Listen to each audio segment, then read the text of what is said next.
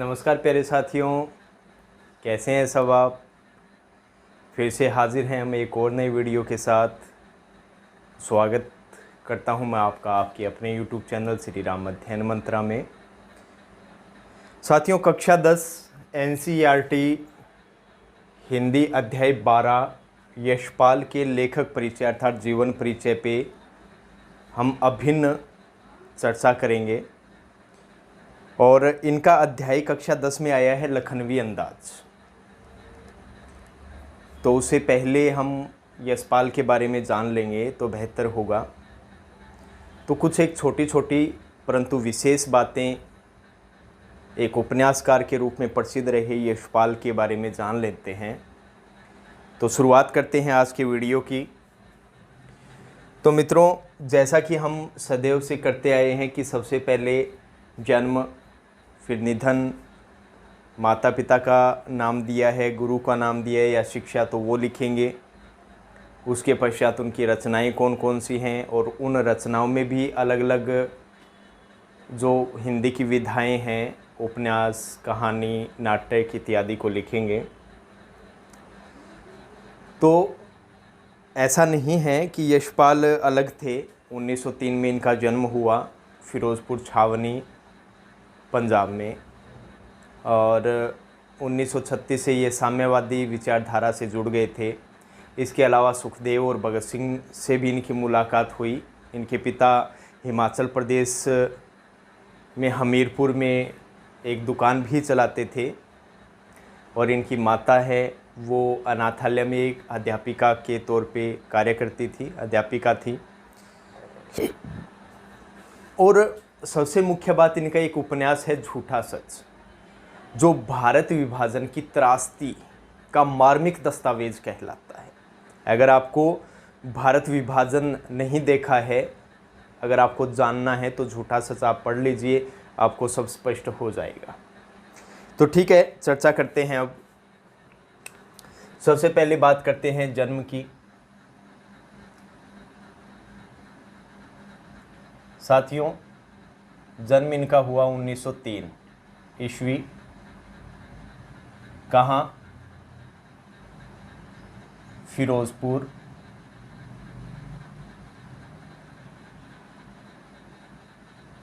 छावनी। ये कहाँ है? पंजाब।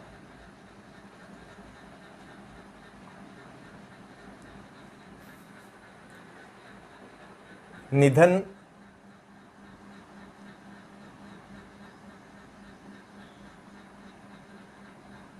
1976 ईस्वी। निधन के बारे में नहीं दिया गया है, लेकिन निधन 1976 ईस्वी में हुआ। स्थान कौन सा है ये मालूम नहीं है। फिर इनके पिता हीरालाल,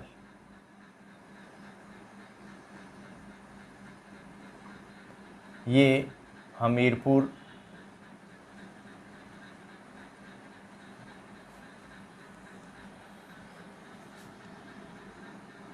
हिमाचल प्रदेश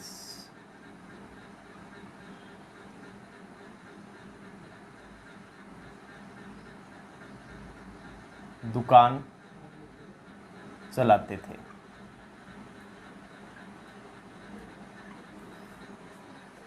माता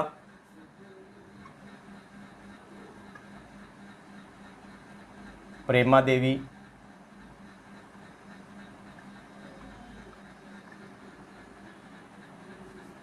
ये अनाथालय में अध्यापिका थी। तो क्या हो जाएगा? अनाथालय में अध्यापिका।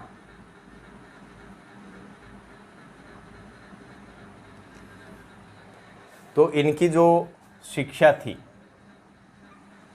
आरंभिक शिक्षा यशपाल की, वो हुई कांगड़ा में। कहाँ हुई? कांगड़ा में। अब बात करते हैं इनकी रचनाओं की। तो यहाँ एक मुख्य बिंदु बनाएंगे, कृतियाँ।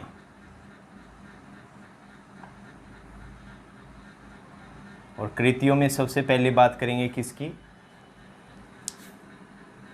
उपन्यास की, क्योंकि ये उपन्यासकार के रूप में जाने जाते थे। तो उपन्यास इनके कौन कौन से हैं वो देख लेते हैं। उपन्यास में सबसे पहले मैं बात करना चाहूँगा झूठा सच। साथियों, झूठा सच इसलिए बताया है क्योंकि ये सबसे प्रसिद्ध उपन्यास है इनका, और इसका कारण भी है क्योंकि ये भारत विभाजन, त्रासदी,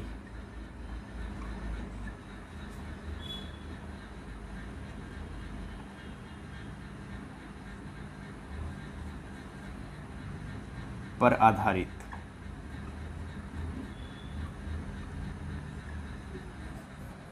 इसके अलावा अमिता,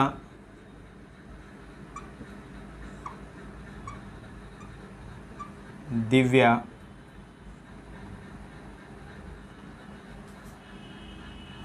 पार्टी कामरेड,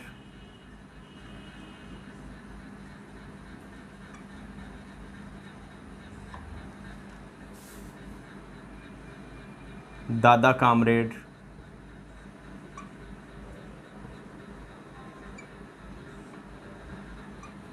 देशद्रोही,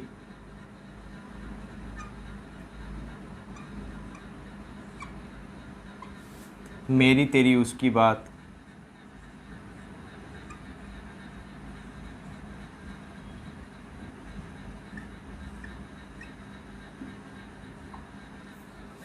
ये इनके प्रमुख उपन्यास है। और इसे आप इस प्रकार भी याद कर सकते हैं कि अमिता और दिव्या ने मेरी तेरी उसकी बात करके पार्टी कामरेड से देशद्रोही दादा कामरेड को झूठा सच कहकर निकाल दिया।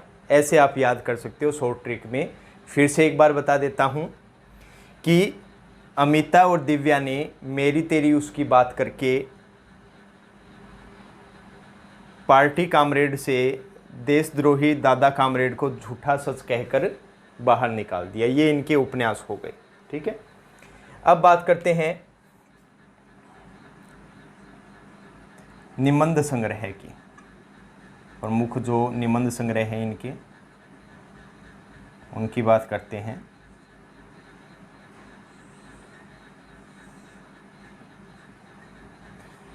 तो सबसे पहला और जो प्रसिद्ध इनका जो निबंध है वो है बीबी जी कहती हैं,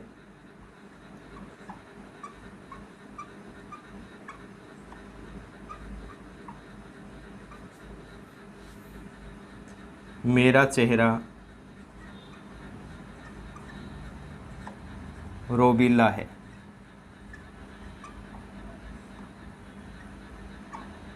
ये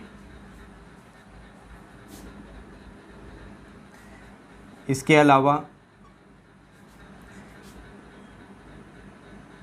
गांधीवाद की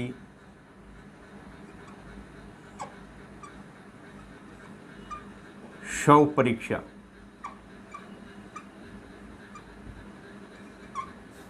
गांधीवाद की शव परीक्षा। इसके अलावा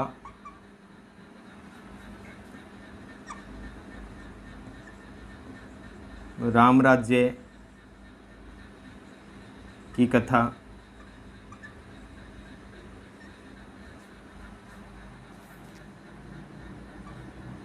इसके अलावा न्याय का संघर्ष,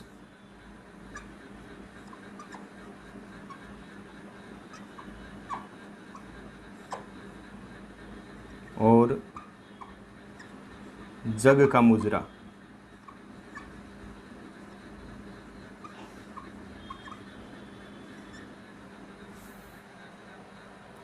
इसके अलावा देखा, सोचा, समझा।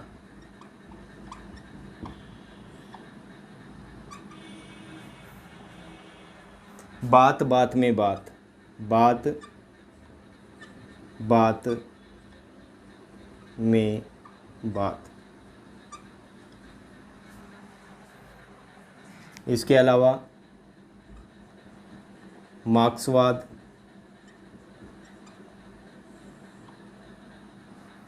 और एक और लिख लीजिए चक्कर क्लब।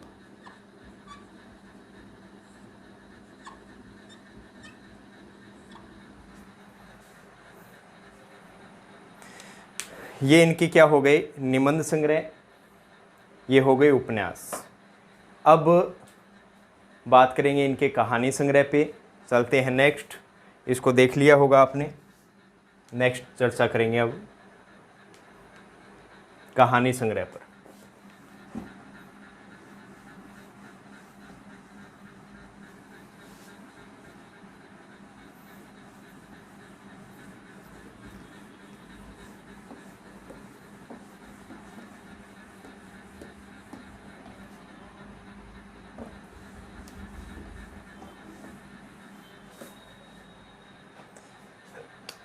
अब नेक्स्ट है कहानी संग्रह।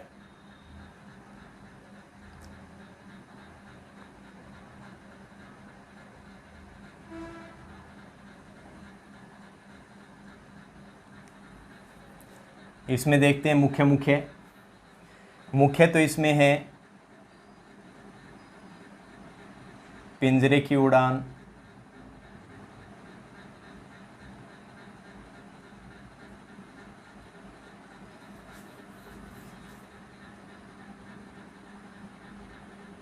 फूलों का कुर्ता,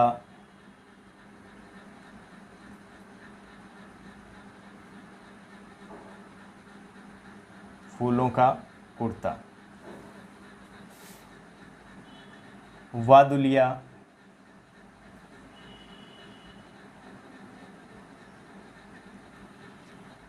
नेक्स्ट है तर्क का तूफान। इसके अलावा ज्ञानदान। ये हैं इनके कहानी संग्रह। अब बात करते हैं इनकी जीवन से संबंधित कुछ विशेष बातें, तो बने रहिए हमारे साथ। यशपाल कुछ विशेष, बिंदु डाल लेंगे एक बढ़िया वाला। यशपाल कुछ विशेष।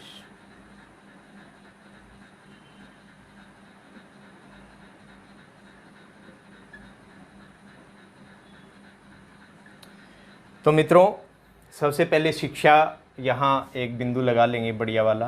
क्या देखो, प्रारंभिक शिक्षा मैंने ऊपर भी बता दिया, वहाँ शायद आरंभिक शब्द लिख दिया था, लेकिन प्रारंभिक कर लेना।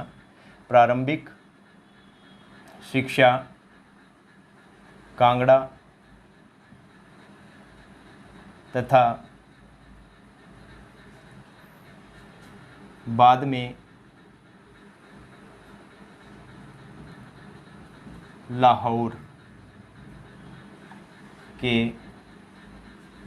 नेशनल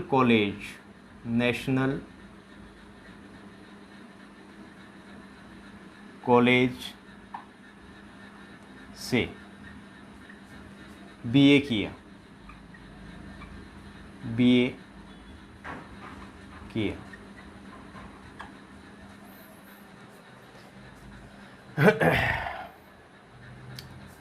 खैर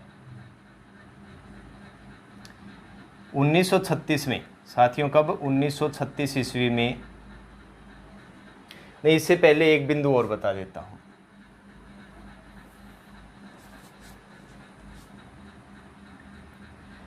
नेशनल कॉलेज लाहौर में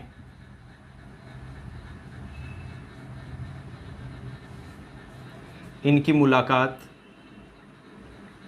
मुकालात मत कर देना, मुलाकात भगत सिंह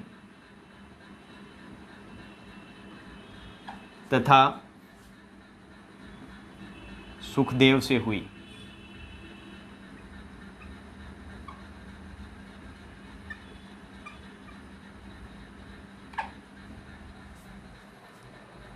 ठीक है, इसके बाद में गए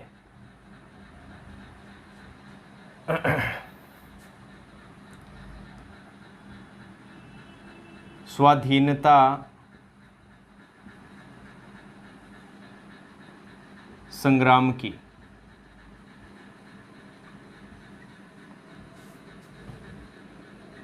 क्रांतिकारी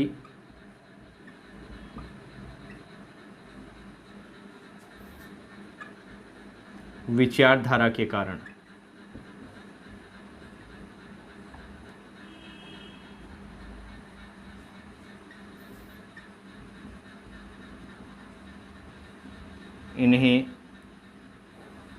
इनको जेल भी जाना पड़ा।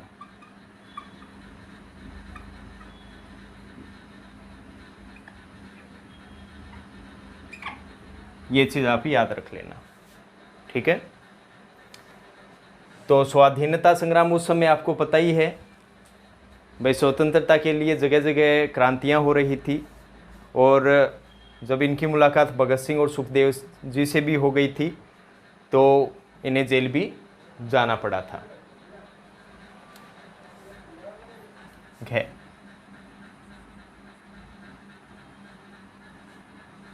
यशपाल ने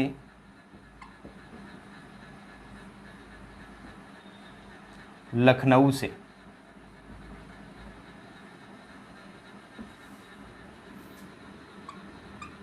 विप्लव पत्रिका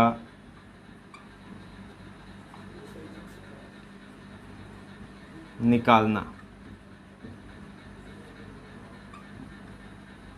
प्रारंभ किया।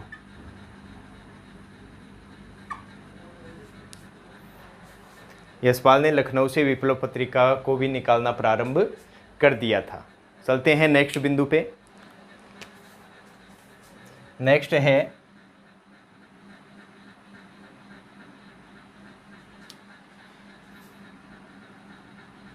इनकी रुचि 1936 में साम्यवादी विचारधारा में हुई।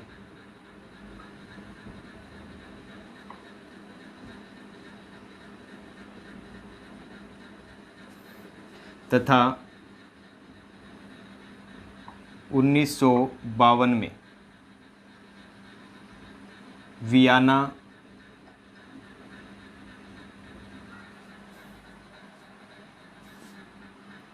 विश्व शांति कांग्रेस में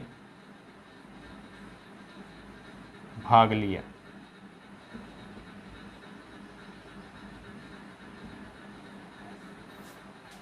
ठीक है साथियों, तो इनकी रुचि क्या है कि 1936 ईस्वी के आसपास साम्यवादी विचारधारा में हो गई, जिसके कारण इन्होंने लखनऊ से विप्लव पत्रिका भी निकालना प्रारंभ कर दिया था, और इसके अलावा 1952 में वियना विश्व शांति कांग्रेस में भी इन्होंने भाग लिया। अब इनकी रचनाओं की बात करें तो इनकी रचनाओं में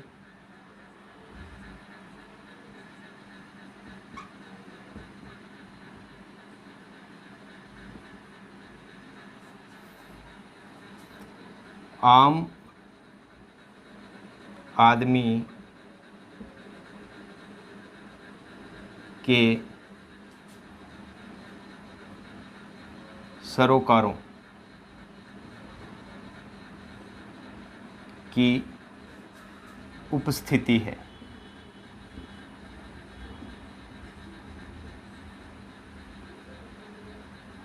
कहने का मतलब इनकी रचनाओं में आम व्यक्ति है उसको विशिष्ट एक जगह दी गई है, उनकी क्या मांगे हैं, उनके क्या अधिकार हैं, उनकी रचनाओं में दिखाई दे जाता है। और सबसे बड़ी इनकी विशेषता है सबसे बड़ी विशेषता क्या है कि ये यथार्थवादी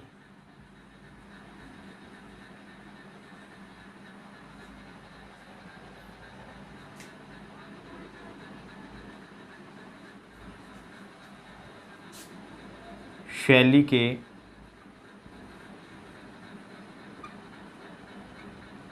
विशिष्ट रचनाकार है। ये इनकी सबसे बड़ी विशेषता है। इसके अलावा देखो मित्रों, आपको पता है कि समाज में विषमता रहती है और उस समाज से जुड़ा रहता है राजनीतिक पाखंड, और उनकी गहराइयों में होती है रूढ़ियाँ, और ये तीनों ही सम्मिलित तौर पे पूरे समाज को नुकसान पहुंचाती है। और इन्हीं तीनों पर यशपाल ने अपनी रचनाओं में लिखा है। कहने का मतलब उनकी रचनाएं हैं, उन रचनाओं में ये जो तीनों चीज़ें हैं उनकी मुखर अभिव्यक्ति इनकी रचनाओं में हुई है। तो एक बिंदु इस पे लिख लेंगे हम। तो सामाजिक विषमता, राजनैतिक पाखंड व रूढ़ियों के खिलाफ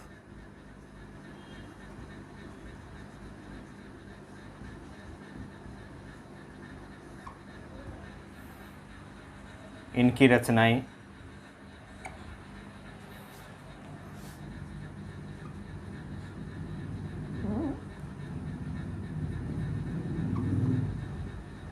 मुखर अभिव्यक्ति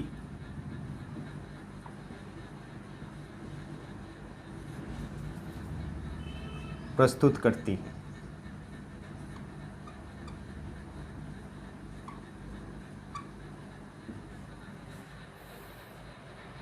तो ये मुख्य बातें हो गई। अब इनकी भाषा के संदर्भ में एक बात और कर लेते हैं। ये भाषा भी ज़रूरी है, किस प्रकार की भाषा का इन्होंने अपनी रचनाओं में प्रयोग किया है। तो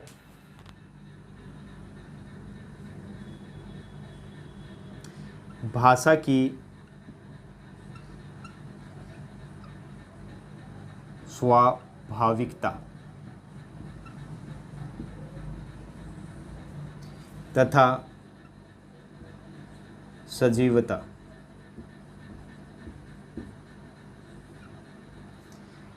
भाषा की स्वाभाविकता तथा सजीवता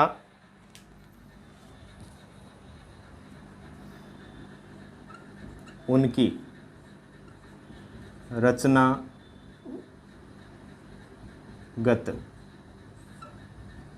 विशेषता है।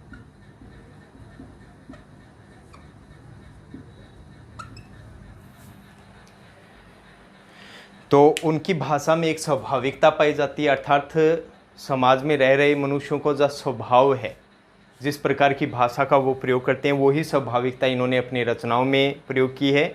और भाषा में पूर्णतः सजीवता रहती है, ऐसा नहीं कि वो जड़ बन जाती है।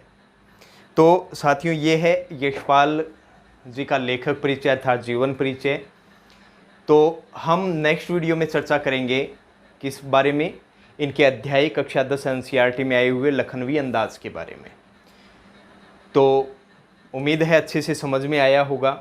अगर कुछ समझ में नहीं आता है तो आप कमेंट बॉक्स में कमेंट कर सकते हैं, और वीडियो को ज़्यादा से ज़्यादा शेयर करें और सहयोग करें सदस्यता बढ़ाने में, क्योंकि ये हमारे खुद का चैनल है, हमका और आपका, हम सब का। तो इसी के साथ श्री राम अध्ययन मंत्र आपसे विदा चाहता है। जय हिंद, वंदे मातरम साथियों।